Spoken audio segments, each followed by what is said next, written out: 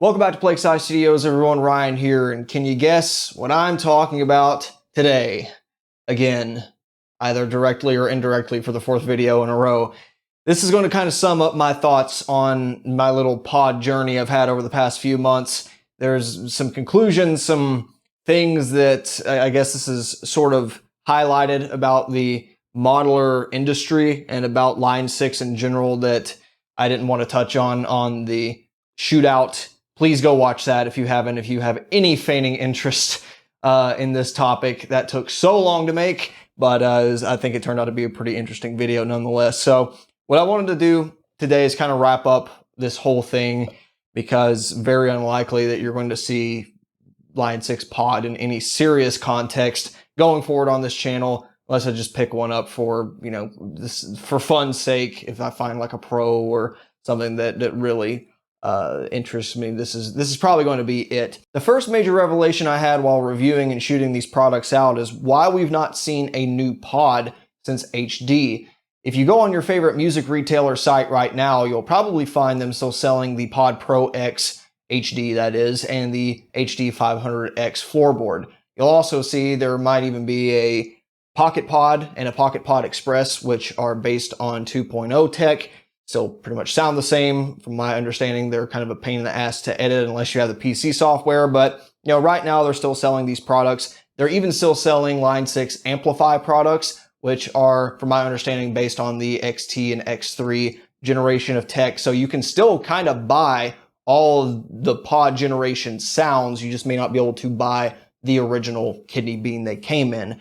And, you know, when I first picked this up, I was thinking, this is a pretty strong product form factor. It has its problems nowadays, but, you know, if you modernize this in the same way they kind of did with HD in 2010, 2011, I could totally see this still being popular. So why isn't there one? What happened? Well, based on my time reviewing these products, I think the definition of what pod is, what it's supposed to be, became so obscured and lost that pod as a name ceased to mean anything anymore. They started with this very iconic form factor with a simple and digestible mission. We want to cram as many guitar effects and amp models and sounds into a simple, easy to use, you know, little unit that you can put on a desktop or play with a real amplifier. And someone who even doesn't necessarily understand the fine nuances between different amplifier tech and maybe even what a flanger is versus a chorus, it doesn't matter. You just flip to it and then you pick a sound that you like and you're on your way.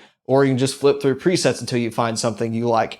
And simply having all these parameters, all these effects accessible with a physical control, that's powerful. That's still powerful in 2019. It's why I think, despite the modeling limitations, despite not having, you know, a stomp box block where you could use a tube screamer or anything like that, this is still a 9 out of 10 product in my book for what it does, what it sets out to accomplish.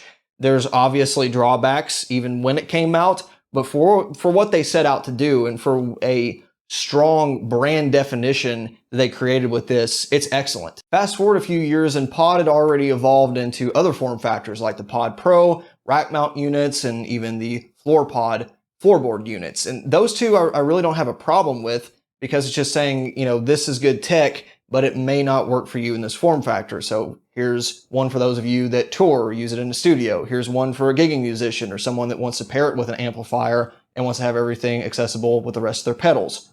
Totally makes sense. But the definition gets skewed even further when Line 6 keeps introducing these other amplifier heads and combo amps that obviously borrow from the same tech. We had the FlexTone amps that one model actually came before the pod, but you know, it's still kind of straightforward. You said, okay, the pod is the desktop thing, the FlexTone is the amp thing. Not necessarily anymore. And even on the budget end with the Spider series, they may not share the exact same amp models or naming schemes, but you listen to it, you hear the effects, you can tell it's based on the same sort of technology. And hell, if you go to the Spider 5s today, they even do share a lot of the same names with Pod HD and later Helix amps. So you got to start questioning, why do we call pod here but not there if it's the same thing? If pod is indeed this iconic desktop bean shape, then why are there other products that share the same name? And if we're going to brand those products pod, then why are there other products that are rebadges that don't actually say pod on them, like the Amplify series or the later the Firehawk series, which is essentially pod HD with some different signal chains, some different functionality, but it's the same amp modeling tech as HD.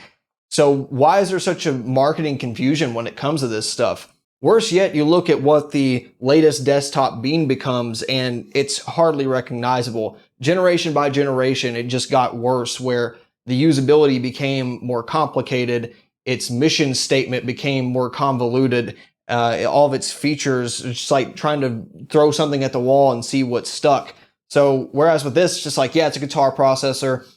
We do advertise it as having this tube preamp model, which maybe you can warm up some vocals with if you want to reamp through it, or, you know, put a synth through it, or hell, maybe even get a couple bass sounds out of here. But this is a guitar thing first, and you can always find bonus things to do with it later. That's cool. I like that. Axe FX does the same thing. There also has some bass stuff as well, but primarily it's a guitar processor whose effects can work on anything if you want to use it that way. Cool. I like that. This is like guitar, acoustic guitar, vocals, bass, screw it, throw a synth in there, reamp with SBDIF. Oh, this actually has worse functionality over USB, even though the last one you could do everything over USB. You still have to buy a floorboard controller, even though you can't access hardly any of the parameters from the front face, and since you can do 2 amps at the same time, having these tone stack controls pretty much useless. We got rid of reverb because you don't always have reverb, and to change anything, you basically have to go through 14 menus to access it. I think I'll just buy Pro. Thanks. You got to go through all that trouble anyway. And so for every leap they make in amp modeling technology and single chain flexibility, they take 10 to 20 steps back for user friendliness and defining what the pod brand is. They still mostly advertise this as a guitar processor, but they got rid of bass pod entirely. So now it's just pod HD, but there's only one bass amp in here. Nice job. Really, really appreciate that. Oh, don't worry. You can pay us more money and buy more bass amps, as well as all these other very sought after guitar amps that everyone else already had included on their X3. Another brilliant decision there, Line 6, or I really should say Yamaha. I'm guessing they're the ones that made that decision. On top of having vocal preamps and all these gimmick effects that I'm sure, as you saw on the Pod HD review, if you did see that video, so much of it was just like, who uses this? It's fun for 5 minutes, but it's not a guitar modeling processor. It's not user-friendly. It's not what made the original pod, you know, the behemoth that it was. You know, plenty of haters on the pod and pod 2.0, understandably so, but the ones that really liked this thing liked it for a reason. And for every reason they loved this, they were bound to hate this. As I've shown in the last couple of videos, it's not like this thing sounds bad, and I really don't even have a problem with its functionality and how to dial in presets and pull up effects, but it needs to abandon this shape because this is meaningless now. The floorboard, the Pro units make absolutely perfect sense, but for a desktop, this thing, it needs to be squared. It needs to have its I/O completely changed in terms of position and what's included. And I think they finally learned their lesson when it came to Helix, because this is gone. There is no more bean. It's the flagship Helix processor in a rack. You've got a couple floorboards, and then you have a Stompbox HX Effects, and you've got the Stompbox HX Stomp, which is even smaller and can go from anywhere from a pedal board to fit in a 2U rack drawer or even on top of your desktop. And it's got the locations for all of your input and output to make that make sense. Whereas this, you know, unless you're just using the USB interface, it's still a cable cluster because you've got, you know, something coming out of there, something coming out of there. God forbid if you want to do anything with SBDIF, then you have to have another interface entirely. Just totally pointless. I think the other reason the pod brand's been mostly abandoned by Line 6 is HD sort of muddied the waters for everyone, not only with the things I just talked about, but you had people that were fans of XT or 2.0 that hated this product because not only did it not have all the amps they were looking for, but the sound was not the pod sound. It was, as I put it in the HD Gear Curiosities, that uncanny valley. There's plenty of people that get along with this. I totally understand why, as one commenter put it. it's like the 7 out of 10. It works. It's a, very suitable, amplifier emulation. I don't disagree with that. But this also came out in the prime time of the rise of Axe-FX 2 and the Kemper Profiler as legitimate touring grade, studio, whatever you want to use it as, amplifier rig replacements. Not just like, okay, this will be your live thing because it's easier. No, this sounds pretty much exactly like what you sounded like on the album, whether you want to use this product or the thing that's emulating, because it's that damn good. And so they're in a weird spot with Pod where they have this legacy of it's not the real thing, but it still sounds pretty good for the time. And now they're up against products. It's like, no, you don't even need an amp anymore. We are that good. And so with that reputation behind them and so many high profile artists defecting to competing brands, I can totally see why Line 6 was not going to put Pod on any new products, especially after their somewhat miserable attempts to relaunch the Pro and HD 500 with the X variants. But we all know that if it were a different story, if, Meshuggah and Metallica and Periphery and Steve Vai, all these artists were touring with Pod HD instead, the next Line 6 product would have been called Pod. Simple as that.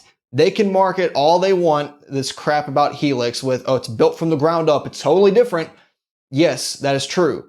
That's been true with every pod, except now you can use impulse responses instead of this onboard cab and mic model crap or whatever they're using. But, it's not so different from what they were doing in the past that they wouldn't have just called it Pod anyway. Yes, I'm sure all of the preamp and power amp modeling is far more sophisticated and the effects are the best they've ever been, but that's been the case with everything. It all comes down to a name. So with all that said, I don't think it's much of a wonder why we've not seen a new Pod product on the market, especially Bean, in so long. However, with a couple very small tweaks to Line 6's product family going forward, I think there could absolutely be room for a new Pod Bean. The Pod. Don't call anything else Pod. This is the Pod. And in order to do that, they need to take a couple pages out of the playbooks of both Kemper and Axe-FX, or Fractal rather. So the things I like about Fractal Audio and Kemper is they have their product tiers, they know them well, and they stick to it. In Fractal Audio's case, they started with their flagship product, Axe-FX, then Axe-FX 2, and then now Axe-FX 3. When they ventured to floorboard units, they didn't call them, Axe-FX 2 floorboard or Axe-FX 3 floorboard or Axe-FX 2 minus amp modeling. They called it FX8, AX8, FM3. We all know it's based on the same sort of technology, just like all of Line 6's stuff is, but they're not calling it Axe-FX Floor. It's a different product. It has different limitations. There's a few things that works, differently about it in terms of the amp blocks and all that good stuff, but it's essentially the same tech, and there is a division there in their product tiers. They have their flagship, the do-it-all, then they have the pared-down version that's going to be fine for 95% of people, and I like that about them.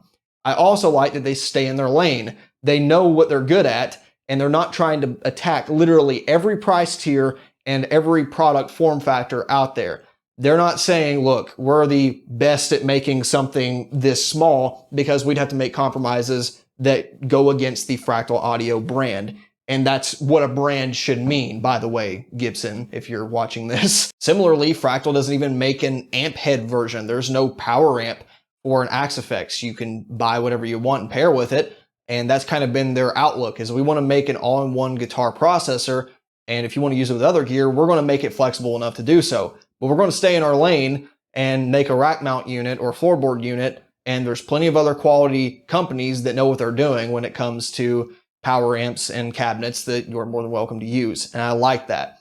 Kemper, kind of a similar thing, except they said, you know what? We want to make an amp head replacement. We want to put all sorts of amplifiers into, a single library that you can either take on the road with you in a rack or use with a regular cabinet as an amp head, or put it on your desktop as kind of a small lunchbox amp head if you don't need power, and use it that way. But we're also going to throw in some very usable effects like modulation, delay, reverb, stop box stuff that will make it an all-in-one guitar rig. But again, it's flexible enough that if you want to use it with outboard gear, your pedal collection, that's what it's for. very cool, a very focused product. And up until recently, didn't even have a floorboard. And I think the floorboard's a great idea as well. Say you have all these amplifiers you want profiled, and you can take it, on the stage with you, and again, use it with outboard stuff if you want. Furthermore, neither Fractal nor Kemper have a musician's friend catalog out and looking at every single budget tier and saying, we got to make a product to fit that. The cheapest thing from Kemper is what, like $1,700? For Fractal, it's $1,000 if and when that FM3 actually comes out at some point. But they have focus. They know the market they want to go after. And, they're saying, we get that a lot of players can't afford it, but we're not going to compromise to, make this a worse product. And I applaud that. With Line 6, it's like, yeah, we want to play with the big dogs, but at the same time, we're going to have $100 to $200 modelers and amplifier combos. It just doesn't work. Your brand doesn't have teeth at that point. It makes you look scatterbrained and unfocused to where you don't know what you want to do. And I think that's where they need to pare back on some things. I'm not saying they can't get into that market a little bit, and I'm certainly glad there are budget options out there that get better every year. But frankly, Line 6 could stand to cut out up to half of the products they make in some of these price tiers. And I don't think anyone would miss it. They are their biggest competitor in a lot of these spaces. We finally have, brands like Hot Tone and Moore that are coming to the rescue, and some of this stuff I think are providing very nice sounding products for their price. But up until recently, that really wasn't the case. You had Line 6 kind of as the punching bag with the Spider series for those budget amplifiers and effects. As the price tier gets more and more expensive, then I think they do a better job. But especially in that lower sector, man, it's just like, pick what you want to do and focus on that. People will buy the good product instead of, trying to focus on the slim margin, not even that high of volume in the grand scheme of things, products that ultimately end up being more work than it's worth. So going forward, this is kind of what I would like to see from Line 6. Let's say they want to stick with Helix as a brand, and I would. It's a pretty strong brand for them. They need to pick a name and stick with it for a certain category of products. If Helix is going to be it, then Helix is your rack. I'm fine with Helix Pro. I'm fine with Helix floorboard. Once you start getting convoluted with, well, this is HX. It's Helix, but it's HX. This is HX Stomp. Okay, is it Helix or not? Pick a name, stick with it, because it's going to be important for product segmentation as a whole. Same kind of thing they did with Pod, but I think they were actually a bit more focused there in their earlier days. So let's say that you've got this flagship brand of Helix amp modeling. So you say Helix Pro, Helix floorboard, Helix desktop, Helix effects, whatever. That will allow them to reintroduce Pod, because Pod is no longer the brand. Pod is a form factor. So let's say they want to bring a new pod in based on Helix technology. They could call it Pod HX, Pod, the Helix Pod. Reintroduce this as this. This is what Pod is. Pod is no longer the amp modeling tech. Pod is just this thing. And so if you want, a Helix floorboard, you can still get it. If you want a Helix rack, you can still get it. But if you want the Helix bean, we also make that. And there's only really a couple ways to make a new bean make sense, because the Stomp, for all intents and purposes, covers that territory pretty well. Like I said, you can use it on a desktop. It's 6 blocks. So if you go backwards, reverb, delay, modulation, amp and cab, Stomp box, compressor, swap one of those out for, wall, volume, whatever. You basically have a pod. But if they make something like this with limited amp models, physical controls for everything, a fixed signal chain, and a low enough price point, it would make total sense. What they have to do, though, is strip out all this crap that they've built up with Pod HD and keep it simple, stupid. Because what I like about the original Pod, like I said, is being able to do this. Here, output volume, there, no effect. I'm done. I have a sound. And that's what they need to do for any desktop or, pair it with an amp kind of bean. I would be totally fine with having, say, AX8 style rotary encoders versus these regular knobs. That would drive the cost up a little bit, but I think it might be worth it if you're changing presets and you still get a physical interaction. I also think if they went slim enough, they could fit the controls for everything on the device. So have bass, middle, treble presence. Then underneath that, you've got like delay, level, mix, feedback, modulation, feedback, mix, all that kind of stuff. Maybe even a stomp box row under here.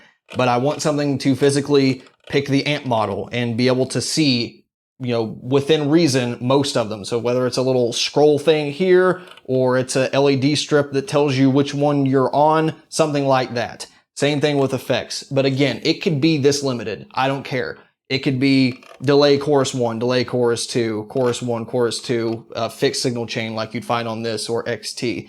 And if they use a screen that's small and low resolution enough, or even ditch it entirely if they want to put, you know, LED strips around everything else instead, I'd be in favor for that. Just let me know what preset I'm on and sensibly choose the I/O to kind of mirror this, have some USB editing functionality for those that want it. You have a new pod that scratches the itch of the old ones, yet sounds like a new product. And that's something that I don't really think exists right now. Everything is very editor heavy.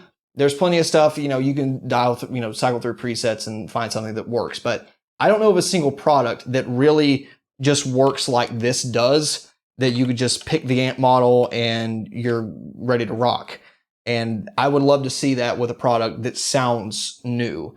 You know, if you want to throw in some impulse response compatibility to throw your own kind of stuff on there, that'd be fine. But honestly, if they just pick some decent ones, I'd be just as happy with that. And with that, I think they still have a slot for pod.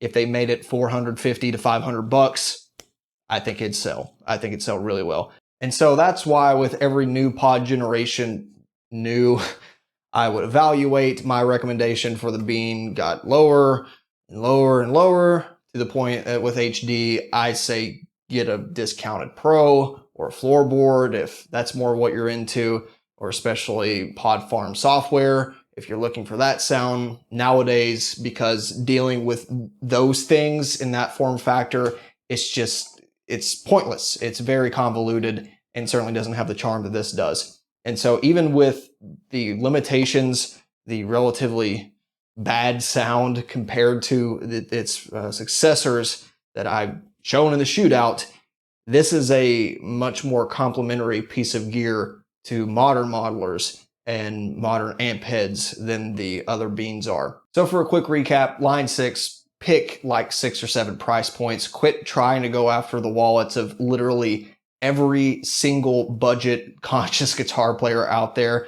And if you do that with some smart branding and decent marketing, you can absolutely reintroduce the pod form factor back into your lineup with great success. And for everyone else, if you're considering getting one of these pods used, as I spoke about all of the really neat features you get for these products that are $100 or less, which is pretty cool, then I would highly recommend you stick with the older ones, because the Pod 2.0 and the XT, given the XT especially has the USB functionality, those are kind of the sweet spots. Those are the ones I think really make sense in that form factor.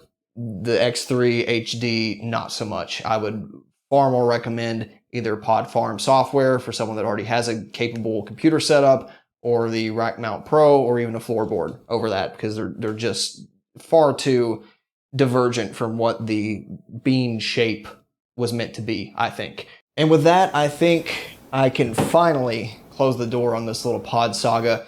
As I responded to one commenter, I sort of planned on picking up some kind of Helix based product after this, just to look at it, probably the Stomp, since it is so close to this. But frankly, I'm sick of saying line 6 at all. So if I do, it'll be a while, and it's not looking like I will. I may take a look at Native at some point. It really doesn't interest me all that much. So in general, I wouldn't expect to see much more of line 6 in the near future in any sort of main focus kind of video like this.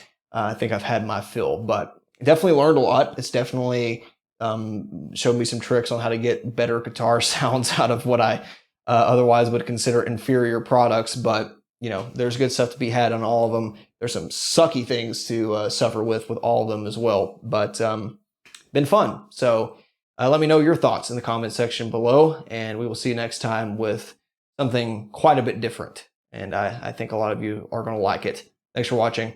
Bye.